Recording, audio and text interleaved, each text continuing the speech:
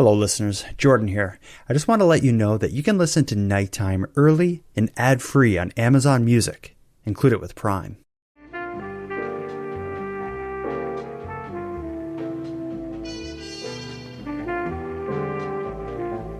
You are listening to the Nighttime Podcast. Hello listeners. This episode's going to be a big one. First of all, it's going to be another entry in the Encounters with Creep series, but also, this episode marks the return of Madelanye Klein to this show. Talk a bit about where she's been when we get into it, but first let me introduce the episode. If you haven't heard the prior episodes in this series, I'll get you caught up. A long time ago, I asked nighttime listeners to share their stories of unpleasant experiences with people they consider to be creeps. And the responses have been pouring in continuously for over a year now, and I've been trying to stay on top of it. Tonight, I'm going to present the next batch. It's the 12th volume of the listener-contributed Encounters with Creeps. We're going to hear stories connected to bars, some stories that turned violent, and who knows, maybe we'll even uncover a secret that the Halifax Transit Authority has been trying to bury about its drivers. Let's not waste any time. Here comes another round of Encounters with Creeps. Ms. Madelanye Klein, this is our triumphant return. Let me just ask, what have you been up to over the last 3 weeks? A lot. A lot has been going on with me. I birthed a child. Okay. A whole new life. So that's been going on. That happened, and I was there. Yeah, you were there for that. Yeah. Yeah. Not a lot of sleep's been happening though, right? We're hit and miss. We're really I'm not sleeping 8 to 10, 12, or 8 to 10 hours consecutively anymore, which I do really miss. But you know what? She's letting me sleep for 3, sometimes 4 hours consecutively. And at this point, that's really all I can ask for. Yeah, seriously. For people who are listening to this, Madelanye's baby is gorgeous. What a sweet, precious little thing. Happy and healthy.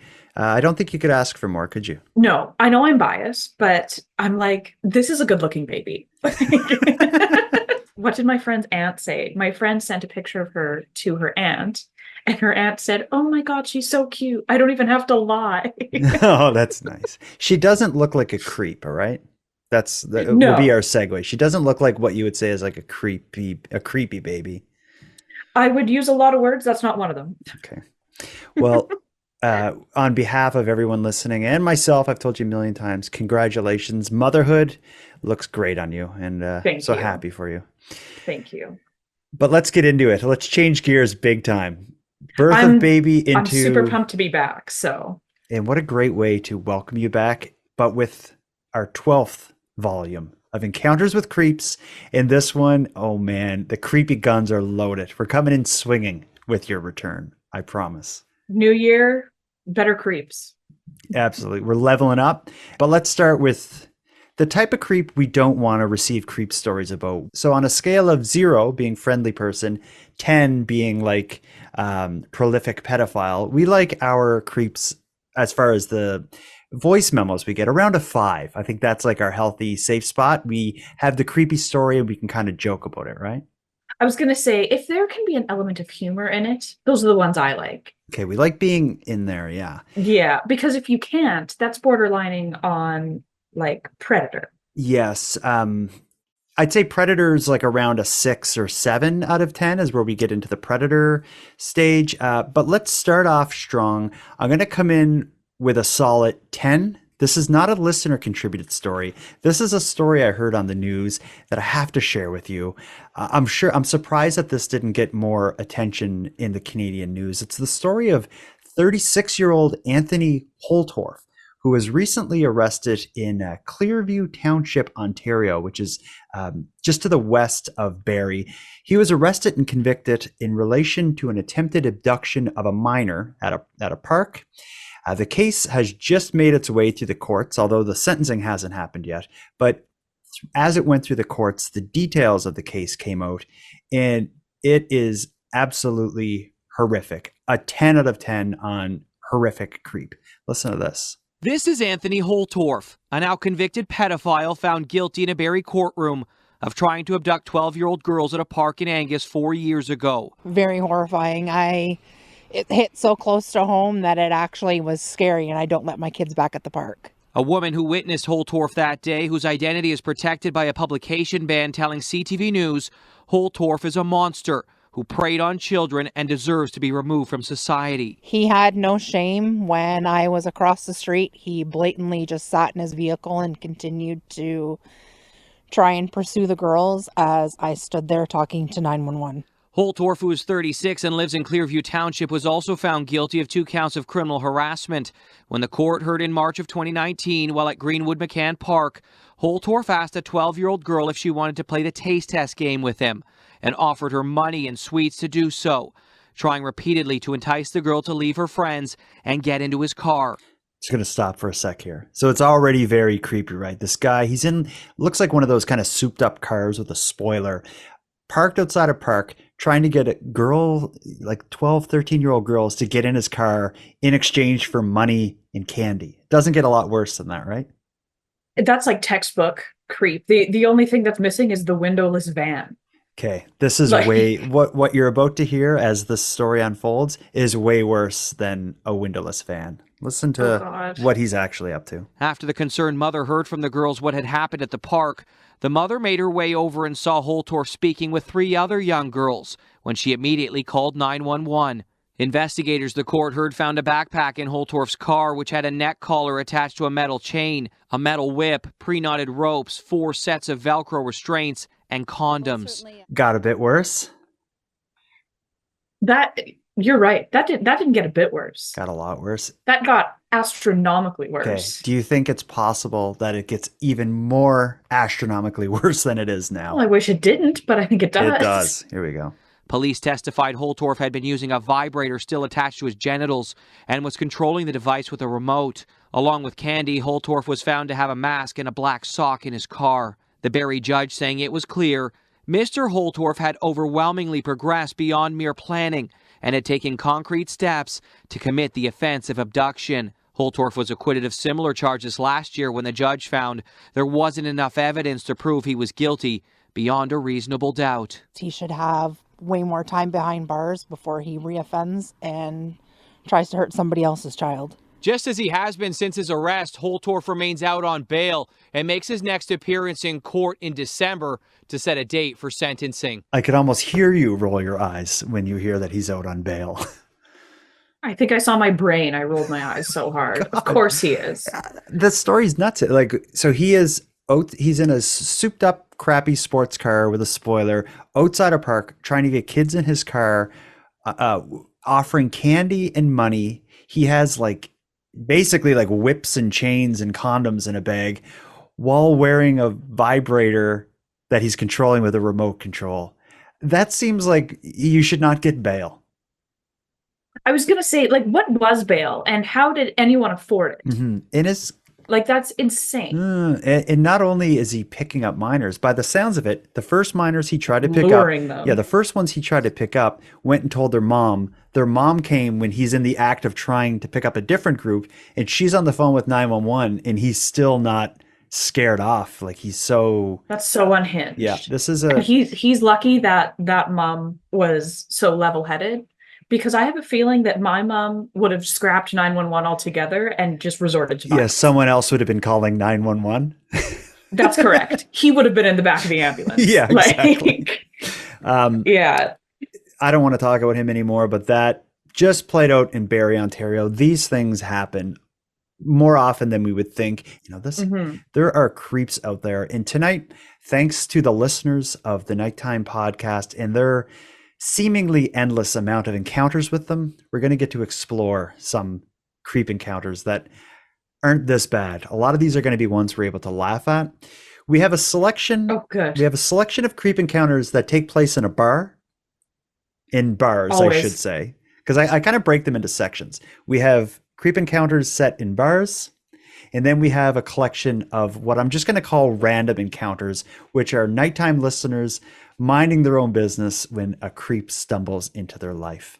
But I know you used to work at a bar, so I'm too excited. I want to jump right into the bar stories.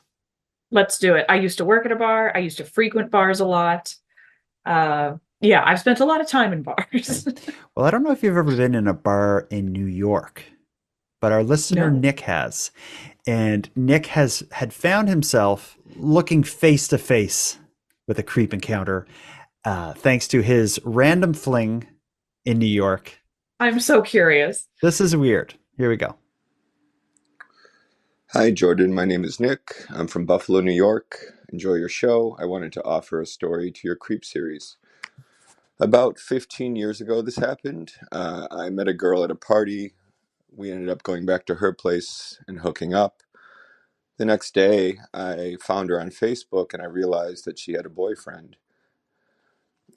So after that, I decided I wasn't going to contact her anymore. Good for him. Maybe a month later, I went to a club. There was a Smith versus Cure dance party. And so I was hanging out with my friends and I saw her there. I didn't really approach her. I just went about my night. And later on, I saw my ex-girlfriend at the same club. She was dancing with her new boyfriend. I was a little jealous, and I wanted to make her jealous. So I decided I'd go up to this girl that I had previously hooked up with. And so we started chatting and drinking and dancing. And at some point, she suggested that we go back to her car to smoke. So I went back to her car with her against my better judgment, and we smoked a joint. She had like a kind of a big van, like a Scooby-Doo van almost. Anyway, I was in the front seat with her. She was in the driver's seat. I was in the passenger seat, and we were just passing back the joint back and forth, and we ended up making out at some point. And while that was happening, I saw some movement in the very back of the car. And it startled me, and I kind of jumped back and looked, and there was a man back there, and I freaked out. She very quickly tried to calm me down. It's okay, calm down. And she told me that the guy in the back seat was her boyfriend, and that he liked to watch her with other men. So I quickly got out of there and left and never spoke to her again. I'm not trying to kink shame anyone. If that's your thing, that's fine. It was just that they didn't tell me this was happening, or they just kind of sprung it on me, and it really shocked me. Seeing a figure in the back of a dark van at night is scary. So that's my story. Love the show. Keep up the good work. Yeah, we talked about this a lot of times. These creep encounters often kind of rub up against a kink. And it seems like, well, we're cool with kinks, but you need to let the other person know. If not, with everything else in life, it's all about consent, right? So this begs the question: was the boyfriend like in the closet when they hooked up the first time? Oh, I wonder. Oh my God, that might be one of my favorite creep stories. That poor guy. He met the girl, they hooked up once, and the boyfriend was probably in the closet, peeking out, watching them. No question in my mind. Nick finds out she had a boyfriend. He's done with her. A while later, he's at this bar, and she just happens to be there. They didn't plan to meet there, which makes me think, does she go into the bar and the boyfriend just waits in the car for her to bring someone out? Oh my God. Yes. That's because he's sitting in the car that's what waiting. Happened last time is they just like randomly met at this bar. Oh my God. Wow. Isn't that a wild kink? There's kinks I don't understand, and that's one of them. Are they doing anything illegal? Like if you, I don't know if they'd be breaking because like the it's law. definitely illegal to film someone without their knowledge, and like even if you don't post it anywhere, I'm pretty sure that's just illegal. I wonder. It's definitely freaky. I think but then again, it would also be like a pretty creepy if she had to pick someone up at a bar and explain to them, like if the consent's required, but if she had to explain it to them, I think it'd be a tough sell. But then again, at a bar, I think a lot of people would be like, yeah, whatever. This is fine. Yeah, I don't know. For some people, it would definitely be a tough sell, but for others, yeah, they'd be like, well, I'm not looking to date you, so that's fine. Yeah. What an odd fetish kink. Like the boyfriend enjoys watching her do this with other people. She would also have to enjoy kind of the voyeuristic part of it as well. Like they have an odd relationship, these two. I want to get them on the show. I've heard of this before, but it's baffling to me. Maybe I'm the I'm jealous also type, thinking but like maybe it's also like a little unfair that they got him stoned first. yeah, reaction time, not, Like poor Nick, just like, what is well, he was probably happening? drinking What was too. in that? Yeah, he had a weird walk back to the bar and probably didn't sleep well that No. night. Actually, it probably didn't hit him till the next morning. Like, what was that all The about? poor guy probably hasn't gone home with someone since. Seriously. Yeah, he gets to like some random girl's house, searching her closets, Checks looking the under closet the bed. under the bed. God. Oh. But you let's know what? move on. Good on him for looking her up on Facebook and then leaving her alone when he Yeah. found out she has a boyfriend. And That's he did everything. not a lot right. of not a lot of people would do that. Not a lot would care. So yeah, He's done everything right. side note.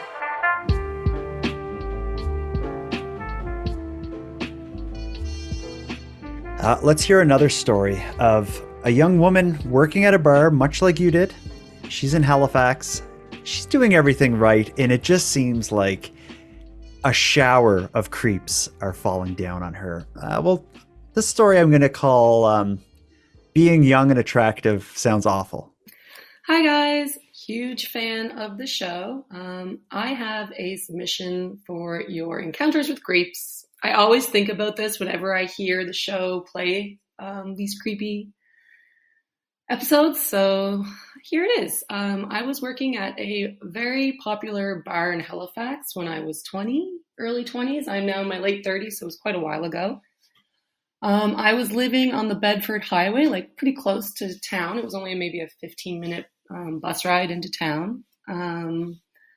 We were under instruction to wear certain clothes and dress a certain way. I had worn kind of more conservative stuff and got in trouble. So, you know, you're wearing, I don't know, sexy clothes, I guess, and you've got your makeup and your hair done. And if you were not, sometimes you would be sent home to change. So I'm waiting at a bus stop on the Bedford Highway dressed like this. And a car, tricked out kind of like old white Buick kind of drives by slowly. And then it turns around and drives back. And the guy's staring at me. And I just kind of mind my business and turn away. It drives by a couple of times. And the bus is a little bit late. And next thing I know, there's a man walking towards me. And I see that he has parked that white car. And like, it's a kind of, you would notice that car, like it looked kind of ridiculous, like a pimp car. And this guy comes up to me and starts striking up a conversation. And of course, like so many young women, you don't want to be rude. And this man is clearly a shady individual. And he starts making comments about being clean cut and looking really good. And where are you going dressed like that? And, you know, I end up telling him, I'm like, oh, I'm a bartender. Yeah, I'm just going to work. Told him where I worked. And, you know, looking back, I'm like, what the heck was wrong with me? Why did I tell this man where I worked? And I was extremely uncomfortable. Like, I felt like I was shaking. Like, this man was clearly, I felt like he was a pimp. And, you know, he was out scouting for girls to recruit or something. I was very uncomfortable. And he just kept making inappropriate comments. So anyway, the bus comes. And I was never so relieved in my life to see a bus pull up. And it wasn't very full at the time. And I run up the steps of the bus and I sit in the like seat close to the front. And it was a man driving the bus. I can't quite recall. Like he was probably somewhere in his 30s at the time. And me being, I'm going to say I was 20. It was quite a long time ago though. Anyway. So I tell him, I'm like, oh my God, thank God you picked me up. That man terrified me. I'm on my way to work and like, that's why I'm dressed like this. And, you know, I just blurted everything out that happened. And I was shaking as well. And, you know, he was like, oh my God, like, you know, seemed very sympathetic. And he was like, okay, like, and I remember getting off. I worked on Argyle Street, and I was getting off on the Spring Garden Road, and he was like, okay, like, where do you work? Like, how far do you have to go? And I was like, oh, I just work right down there. I could see my work. It was very busy. And I pointed it out, and I was like, yeah, I'm just going there. I'll be okay to make it. And he was like, all right, okay, that's good. I'm glad I was able to be, like, you know, like, he was a nice guy, it seemed like. So anyway, I go in and I'm working on the rooftop, and it's very busy, and someone comes up from the staff to get me, and they're like, there's a man downstairs, sounds like he's asking for you. And I said, what? And I go down, and it's that pimp man sitting at the bar. And I just kind of looked, I remember I just froze when I saw him, and I was like, oh my God. And he like raised a cup and winked at me. And I had, you know, said this guy followed me to work, to the bartender, and, you know, I feel very uncomfortable. And, you know, no action was taken. They're like, oh, he's drinking expensive drinks. He's not bothering anyone. At the end of your shift, we'll make sure everything's fine. So I couldn't believe that. Anyway, I go back up and I'm working my shift. Again, it's very busy. And the same server comes up a couple hours later. And she comes up to me and says, there's another man downstairs asking for you. And I was like, what? And she said, yeah, he said to tell you he's a bus driver. Oh my God. And I could not believe it. I went downstairs because I was in shock. I didn't know what else to do. And he was trying to convince me to go out for drinks with him after my shift. So not only was the pimp guy at the bar still, now he was also at the bar. And I just, at this point, I was overwhelmed. I was like, no. And I just went right back upstairs and ignored him and went to work. And he never showed up again. But he wanted me to go for drinks with the other bus drivers and him. Like, what? Anyway, but that pimp guy continued to be a regular at the bar for the rest of the summer. So I had to see him every day and deal with him being there because he was spending good money and tipped well. So I had to live with him for a while. That poor woman. Oh, what a night, eh? It had to have been a full moon. Yeah, the bar stuff, like, actually every woman, female, kid, every person should have mace in their pocket, because these people, like, what are the chances that you encounter two of them that show up at your work? And like, I want to believe in my heart that the bus driver like had really good intentions, like asking her out for drinks, like with his bus driver buddies. I don't know. That is creepy. A bunch of bus drivers. True. But like, considering how they had met and she was like clearly rattled and like told him what just happened, maybe he should have gauged that situation a little different. Yeah. Like, it may be a sensitive time to try to get her to come out drinking with all the bus drivers and I tonight. And like, if you were really taken with her, pick a different night and like just kind of act as a patron. Be like, oh yeah, I forgot that you work here. Weird that you work here. I forgot. Oh, I completely forgot. Such a coincidence. Like, yeah. But like, I was hardly listening to you. Yeah. Yeah.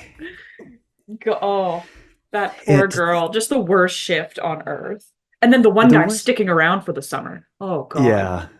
With his Lincoln Continental parked outside. I love it. The idea that they allowed him to stick around because he tipped well, even if he was a creep. Have you ever experienced anything like that? Yeah. Oh yeah.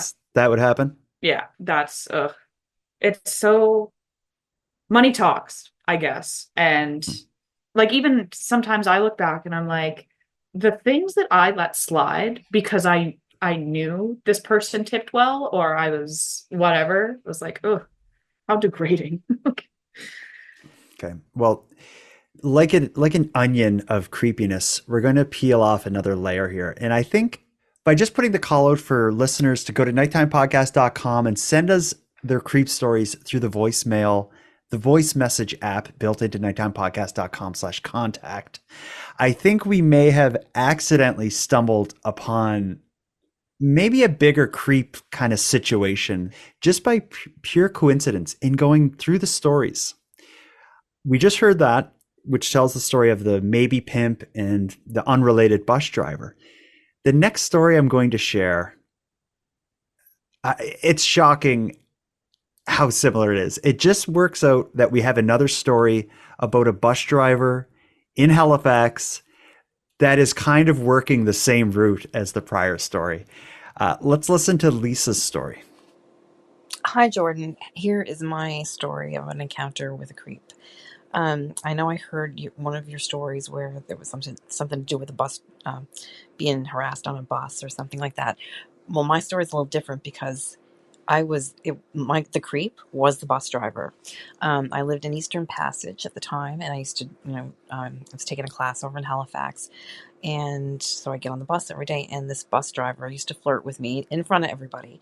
Now, this was like probably early 90s, I think, probably about 93. But this one day, he actually stopped the bus and, pulled over, stopped the bus, came down and sat right next to me. And this is what everybody's looking at me and asked me, like, if I wanted to go on a date or, and he was saying it out loud in front of everybody and telling me how, how attractive I am and all that other stuff. But anyway, I didn't say anything. I just kind of sat there, embarrassed to death. But then he got up and started driving the bus. And when I got off, he, winked at me and everything like that. And then I didn't see him anymore. But like a couple of years later, I was living in Lower Sackville, and I got a call about this, a call from a lawyer about this bus driver. They wanted me to come to, like a hearing or be like a witness, to go on the stand because I had called and reported him when he did that to me, but nothing came out of it. But I guess I said, how did you find me? Because at the time I just moved and I moved in with my boyfriend who became my husband, but we just moved in together. The phone was in his name, everything. I don't know how they found me, but they said they hired a private investigator to find me for this hearing.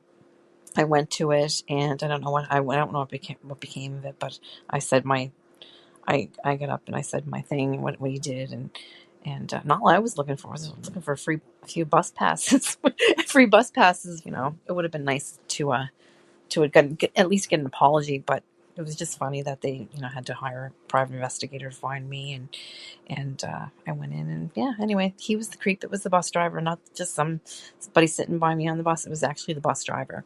Anyway, love your show. Thank you. Bye-bye. Isn't that shocking? So what did he do to end up that she was like subpoenaed to appear in court? That's what I wonder, because the way she describes it, when I'm putting it all together in my head, she has a weird encounter with him like years earlier. That we heard. He pulls the bus over allegedly and goes down and flirts with her and asks her out and all this stuff.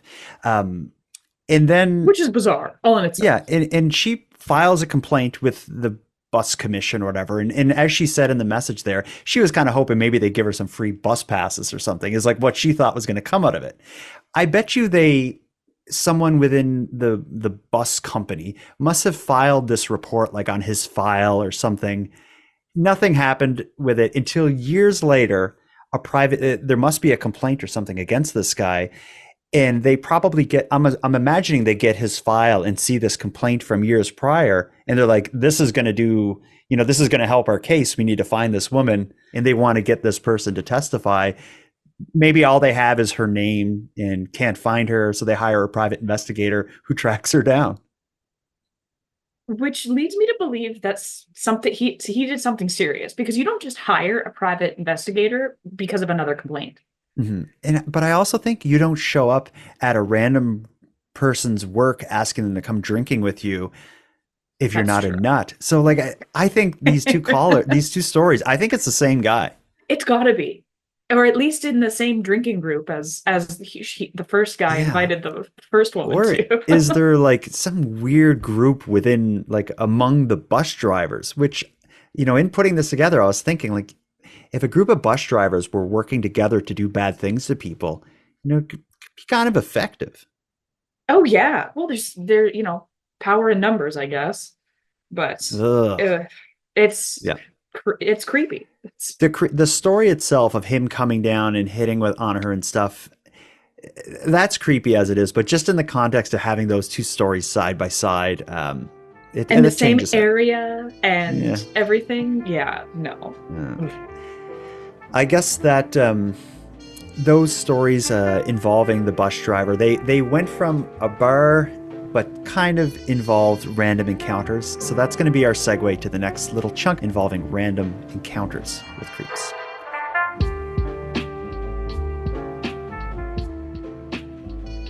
Let's start with Kat's Flamingo Man on the Beach. That's what I'm going to call this one.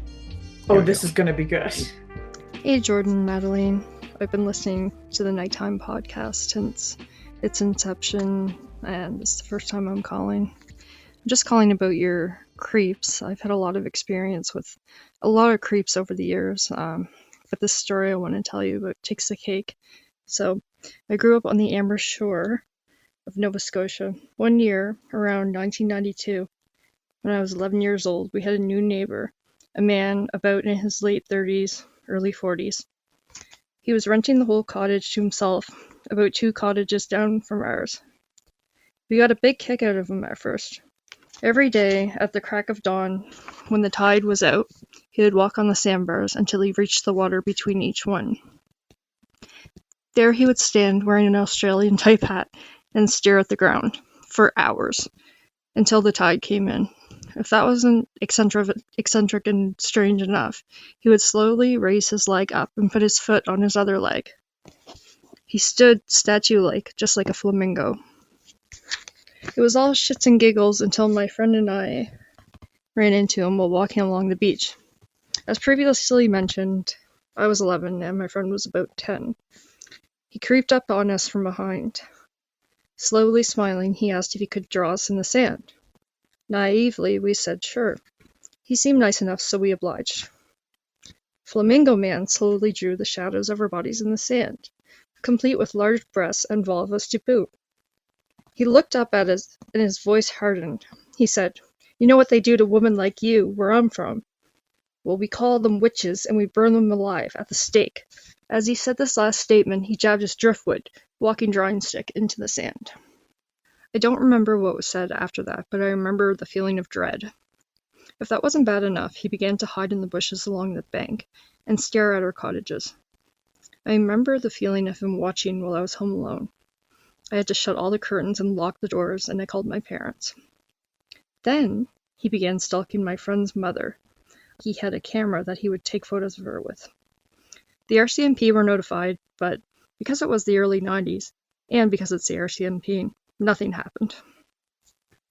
The next summer, when the original owners came back, they told my parents that if they had known about him, they would have never have rented their cottage to him. It turns out, Flamingo Man was a registered child sex offender from Ontario. If he ever showed up again, now, I would probably show him what witches can do to men like him. Oh my god. I was gonna say before the end, I was gonna say, like, if she ever could have found out this guy's name, he's probably like a serial killer.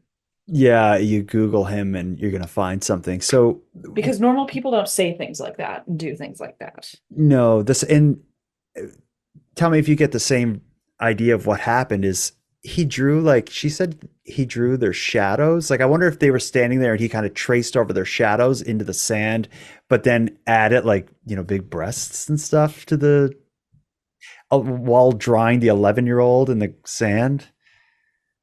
Like, that's really the part that got me. That is very Like, creepy. as if everything else wasn't creepy enough. That's just unhinged. Where I come Sociopathic from. behavior. Yeah, and kind of psychotic. Like where I come from, we burn witches like you at the stake, and then he sticks his stick down into the sand like a sword. Meanwhile, he was just from Ontario. I would run out of there. Yeah, where we come from. We come from the same place. But yeah, that's just that one's scary. That is scary. Those poor little girls. Her storytelling, Kat's storytelling was good because it's kind of cinematic. I could picture that in my head as she went through it. Well, because at first he's just kind of weird and quirky, right? Yeah, but standing like a flamingo. Right. The way she described it, like lifting one foot and putting it on the other leg. So he was kind of just like propping himself up on one foot, standing on the beach. It could be like a weird Ontarian yoga thing. Who knows? That's what I was thinking. But yeah, when he started saying and doing that weird stuff, I could just imagine those little girls, just that feeling of dread that comes over you. You're like, oh God. Oh, that's No, thank awful. you. Ugh. Well, let's go to another random encounter with a creep. This I will call Kim's old hag of a butt-slapping creep at the grocery store. Here Oh, we go. these are all so bad. Hey, Jordan and Madeline. My name is Kimberly, and I'm a very big fan of the show, and I also wanted to submit my creep story. So unfortunately, I have way too many, and I'm only 22 years old. And my first encounter with a creep was with a woman, and I don't even want to call her a woman, more like an old hag. And this was when I was about 6 or 7 years old, and it happened at the supermarket when I was with my mom. So my mom went to go pick out some fruit, and she told me to pick out some limes. And while I was reaching over, this woman comes behind me and she slaps me so hard right on the butt. And when I mean hard, I mean it echoed. That's how hard she hit me. And I turned around and I screamed, and I was so scared. And she just looked at me confused. And my mom, who is the super tiny little lady, maybe 4'11", 5 feet on a really good day, came around the corner charging at her like a bull. And she started screaming, "What the hell are you doing? How dare you hit my daughter?" And this poor old man who was packing the vegetables on the other side had to come in and like pry my mom off of her. And my mom just kept yelling. And this woman said, "Oh, I'm sorry. I thought this was my friend's daughter." Like, first of all, why would you ever hit your friend's child? And second of all, why on the butt? What is wrong with you? And my mom kept trying to reach over her to hit her. And finally she calmed down and she kept like mumbling under her breath. Until this day, my mom recalls that story, and I can see the rage just fill in her eyes. God. What? That, Good. Completely They should have justified. let her. Like, if I were that guy bagging vegetables on the other side, my reaction time would have been glacial. I would have been like, "Oh no, stop. Please, no." Like, oh my God. First and foremost, that's sexual assault. Absolutely. Second, even if you have that relationship, that kind of relationship with your friend's daughter, you better make 110% sure that the person you're about to assault is who you think it is. A 6-year-old girl leaning over to pick up limes, and you smack her in the butt so hard that it echoes throughout the store. I just love the image of her 4'11" mom just jumping on her. Oh God. Wow. Well, yeah, like I said, mom was warranted, and she should have had at least 60 seconds with her. I just wish it was filmed. I wish the 6-year-old Kim had a camera, because I would love to watch that. Just cheer. Oh man, that's something. And yeah, that is an old hag. Mm-hmm. Certainly. Let's go to your hometown. The next story is a random encounter with an overly aggressive catcaller in Regina. And it also includes a correction to my pronunciation that I'm excited to get your take on, because if this is true, you should have called me out on it before. Listen to this. Hi, Madeline and Jordan. The story is for encounters with creeps. My name's Angela, and I also live in Regina. Shout out to Madeline, who also has to live in this city. Jordan, just wanted to say, I love the podcast. I really just need to correct you on the way that you are pronouncing Saskatchewan. So the proper way to pronounce it is like it's spelled with I's instead of A's. So it's Saskatchewan, not Saskatchewan. I said, let me just say it as if no one corrected me. Saskatchewan. Tomato. That's okay. What do you say? You say it. Which province are you from? Saskatchewan. Oh, I do say it with the I. Okay, I think. All right. You're saying it how it's phonetically spelled. Yeah, that's the problem. But no, that's not something I would have ever corrected you. Okay. For no. Well, I appreciate the correction, because I don't know. Saskatchewan. Yeah. I'm from a small fishing community in Nova Scotia. Give me a break. Saskatchewan, I couldn't point to it on a map. Let's be honest. Oh, easy to draw, hard to spell. That's our little slogan. Here we go. Anyways, I just had to say that. So this story, so this happened, I think about 20 years ago when I was in university. And so at the time I was living at home with my parents as I was going to school. And at the time I was an avid runner, and, I would run no matter what the weather was, or the temperature was. And I would always go on the same route. So the route I would go on was all residential. And my parents lived, in a decent end of the city, the south end.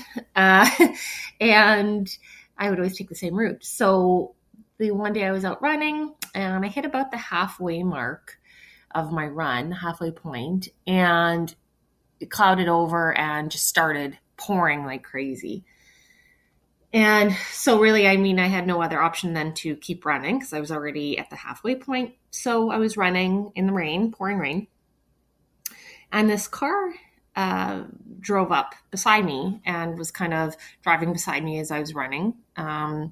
And then kind of stopped. And I had assumed this person was probably going to say to me, "Do you need a ride? It's pouring rain." Obviously I wouldn't have taken the ride, but the person unrolled their window, automatically unrolled their passenger side window, which was the side I was on of the car.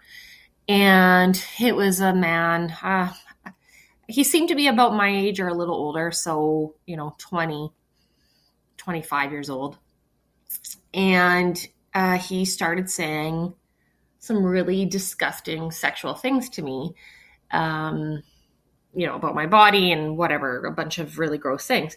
And so, at that moment, panic set in because I am, even though I'm in a residential area, the streets were completely deserted because it was pouring rain. So it's a really weird feeling when, you are surrounded by people, but really nobody's watching you, right? And there's nowhere to really get away from this guy. So I decided to continue running. And this man continued to drive alongside me, which was absolutely freaking me out. So really, I had no other option than to just try to keep running home to my parents' house. So I continued to run. I was about 2 blocks from home, and this guy kept yelling out these disgusting things at the window at me. And I noticed, I was a couple blocks from home, as I said, and I noticed that a guy I had gone to elementary school with and high school with, his family's garage door was open. So I decided, okay, I'm going to run into this garage. And as I run in, his entire family was getting into their car to leave. And this guy's name was Will. And so I was crying, and I asked his parents, I said, "Is Will home?" And so I went to get him. And Will, he put a towel out on his car seat for me, and it was kind of embarrassing because I was only like 2 blocks from home. He didn't ask me why I was crying. He didn't say one word to me as he drove me home, and we never talked about it again. He gave me a ride home. I get home and tell my parents. They tell me to call the police, which I did, but, I think I'd be the worst eyewitness ever because, all I could tell the police was the car was green. The man was white. I didn't look at his license plate. I don't even know if I could have picked the guy out of a lineup. So really that went nowhere. But my dad made me get in his car with him. And at the time he had one of those clubs that you would use to, prevent your car being stolen. So the club was in kind of 2 pieces. He took the one end out and he put it beside him in the car. I don't know what he was going to do with it, but he made me drive around with him in the area for a good hour looking for this guy. I don't know what my dad would have done, but anyhow, we never found him. And I stopped running outdoors alone after that. And I have not gone on a run by myself outdoors for over 20 years now. Anyways, that is my story. Thanks. Keep it up with the podcast. I love it. Take care. Is it wrong that I'm kind of disappointed they didn't find him with the club? Me too. I would really like to know what her dad would have done because I have a feeling it would have been very satisfying. Do you know what she's talking about with the club? Have you Oh ever seen those yeah. things? My Okay. grandfather used to put one on his minivan. My granddad had one too. And He's like swore by my mom and aunts were always like, Dad, no one's trying to steal your van. it. It would make a very good weapon, though. Those things have some weight to them. Hell yeah. Yeah. And an upset dad who just had his daughter like harassed could do some serious damage with a club on the I'd head of a pay creep. cover to see that. I'm not a Yeah, cover paying kind of gal. I guess I should rephrase kind of our format here as we went from creeps at the bar, random encounters, to stories of vigilanteism. I guess, hey. And I'm here for it. Me too. There's no more satisfying ending than the vigilante. Yeah, there isn't. And with these creep stories, it's so often there's no justice because they go so close to the line. Even this guy with the catcalling, driving alongside her, probably saying the most vile, awful stuff, traumatizing her to the point that she doesn't even want to run again, probably for the rest of her life. And nothing would have happened to him. The RCMP at most would have called him up or said, what happened. She'd been like, don't That's do as far it as it again. would have went. Yeah. Please. I have a feeling Dad would have solved that problem. Yes. And see, that's why, cops usually, nothing happens with the justice system, but an angry parent, that'll fix someone up pretty quick. But I should also say, Dad finds him, it's probably Dad who's going to end up getting locked up. Well, exactly. And that's the most effed up part. Yeah, it's like or let's say at the grocery store, the old hag slaps the 6-year-old in the butt. The mother jumps on the old hag. If the police respond to that, I don't think the old hag would have gotten any trouble. Well, maybe she could be charged with assault, but it wouldn't have been not appropriate for she probably would have charged Mom with something exactly. And won. So, but like God bless Will and his family. Yeah, that was nice. And to not even ask her what's going on, that's I think if someone shows up, if a female friend showed up at my house crying, my reaction would probably be like, what's going on? Well, exactly. But not to pry, but help her, I think is like, well, I think just your first instinct is to be like, what happened? What happened? What's going on? Yeah. But that's so nice that she just like found refuge in his garage, and thankfully his family was there. And unlike the prior stories, he didn't show up where she worked later. Like, I know we're just friends, but you want to take it further? Like, you looked really good in your tracksuit. No doubt. Oh God, what a world we live in, Madeline. I'm not leaving my house again. I'm not leaving my house for a few reasons. A, there's way too many creeps out there, and B, over in Regina, Saskatchewan, it's freezing hell outside. So even better reason to stay in. I ask for Angela to audit me. I'm going to try harder to say Saskatchewan so she can enjoy the podcast.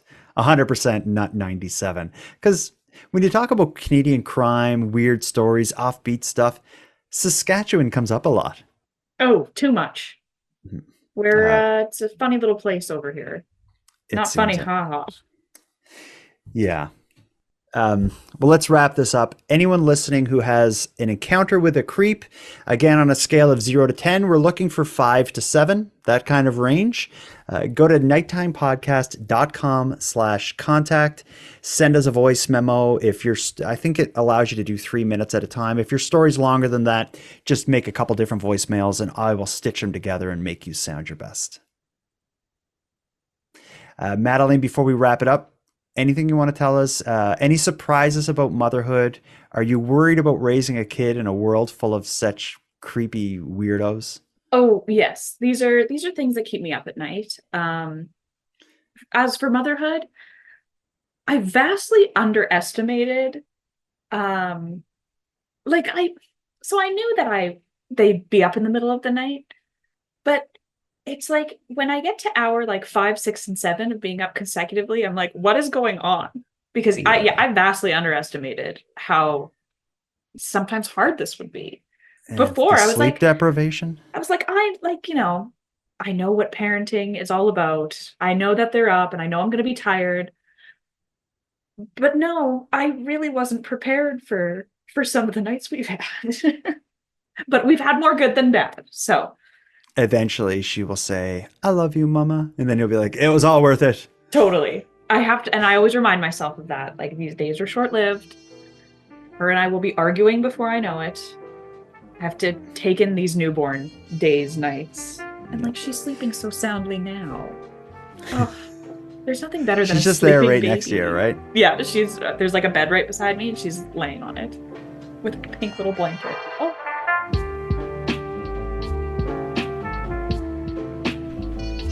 I want to thank you for joining Madeline Klein and I for this episode of Nighttime. Now, I'm going to start wrapping things up, but before we part, I want to give some thanks.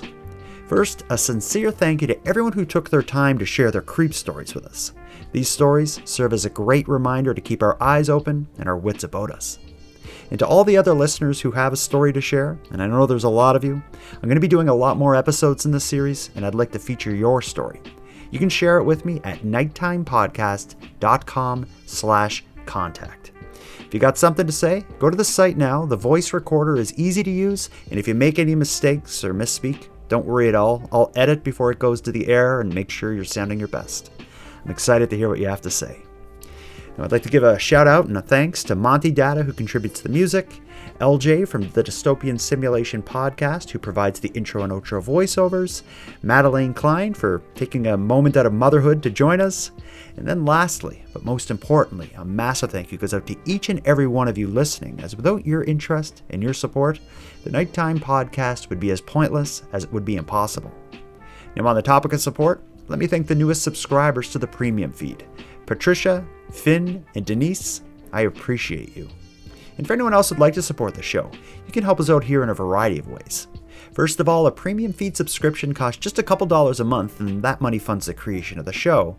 But the premium feed also gives you the episodes 2 days early, gives them to you ad-free, and gives you access to a full back catalog of Nighttime Podcast episodes. If that sounds like something you'd like, you can go premium right now at patreon.com/nighttimepodcast. And even if you can't go premium but still want to support the show, that's easy to do. You simply got to share this episode on social media and tell all your like-minded friends why they should listen.